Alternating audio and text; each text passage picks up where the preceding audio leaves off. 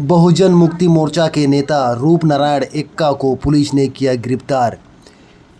ये मामला Korba Lohardaga railway line से जुड़ा सर्वे कार्य में व्यवधान करने के मामले में पुलिस ने रूपनारायण एक्का को गिरफ्तार कर लिया है।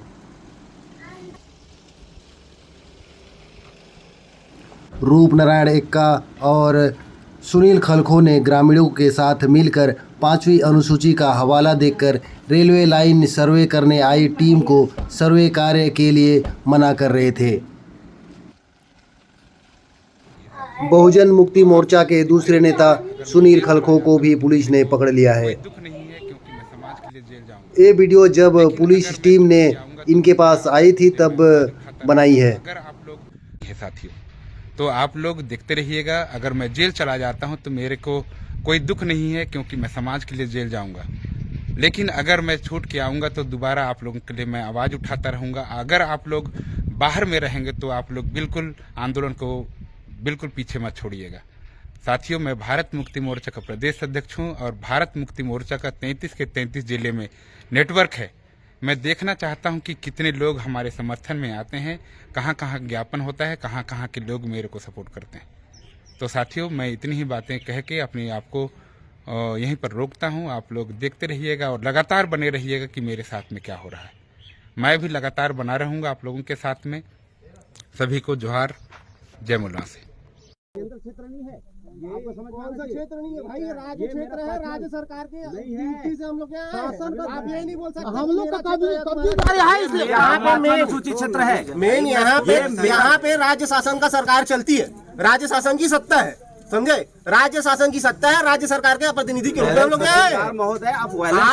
आप मैं तो कोई वायलेंस नहीं कर रहा हूँ, आप कर रहे हो, आप कर रहे हो और उल्टा सीधा आप परिभाषा बना रहे हो। गाँव वालों को भड़का रहे हो, आप गाँव वालों को उल्टी सीधी परिभाषा भड़का रहे हो। आर्टिकल 13 क्या है, 14 क्या, मत बोलिए आप भाई आपको परिभाषा देखो। आप मेरे को आदेश नहीं दे सकते। मैं दे सकता नहीं, बिल्कुल नहीं दे सकते, बिल्कुल नहीं दे सकते हो। मैं राज्य सरकार की नियुक्ति के द्वारा नियुक्ति कर रहा हूँ। आप मेरे को नियुक्त नहीं किए, आप मेरे को नियुक्त नहीं किए हो, आप मेरे को नियुक्त नहीं किए हो और मैं तुमको आदेश दूंगा। इस बात को बढ़िया से समझो। आप कोई मेरे को आदेश नहीं दे सकता मेरे को। आप लोग यहाँ से निकलिए, आप लोगों के यहाँ परमिशन नहीं है, आप लोग निकलिए। कहाँ लिखा है वो बताओ। परमिशन मैं दे रहा हूँ, मैं आपको बता रहा हूँ। मैं दिखाओ, यहाँ पे नौकरी करने आए, यहाँ का रूल रेगुलेशन पता नहीं आप लोगों को। कहाँ से? अरे दे रहा हूँ मैं, आपको दिखा रहा हूँ ना, मैं आपको दिखाओ। आर्टिकल 13 पढ़ा रहे हैं, आप इसका अवमानना कर रहे हो। पढ़ाओ जो लिखा है वो बताओ। मैं तो बता ही रहा हूँ। मैं बताओ बताओ। हंस रहे हो, बताओ, समझ में नहीं आता है। बताओ जहाँ लिखा है वो बताओ मेरे को। तो सर, हम लोग इसमें अपनी 5वीं अनुसूची का प्रदत्त अधिकार और शक्ति का उपयोग करते हैं और इस सर्वे को निरस्त करने का आदेश देते हैं सर्वसम्मति से। आप लोग दोबारा यहाँ पे सर्वे के लिए मत आइएगा। अगर केंद्र सरकार की अथॉरिटी आपके लिए इतना इम्पोर्टेंट है तो ये हमारी सेल्फ गवर्नेंस है। ये सेल्फ गवर्नेंस की अथॉरिटी हमारे लिए बहुत मायने रखती है। तो इस सभा के दरमियान में हम लोग सर्वसम्मति से ये सर्वे का जो प्लान है, रेलवे लाइन का प्लान को निष्कासित करते हैं। हमारे तहसीलदार साहब हैं, अगर इनको फिर दोबारा से लगता है तो ग्राम सभा के पास में आए, अनुमति ले, डिस्कशन करें, फिर आगे का प्लान सोचा जाए। अभी इस वक्त में इसको पोस्टपोन करने का प्लान किया जाता है यहाँ पे। देखिए, मैं तो यही बोलूंगा कि सर्वे तो करने दिया जाए।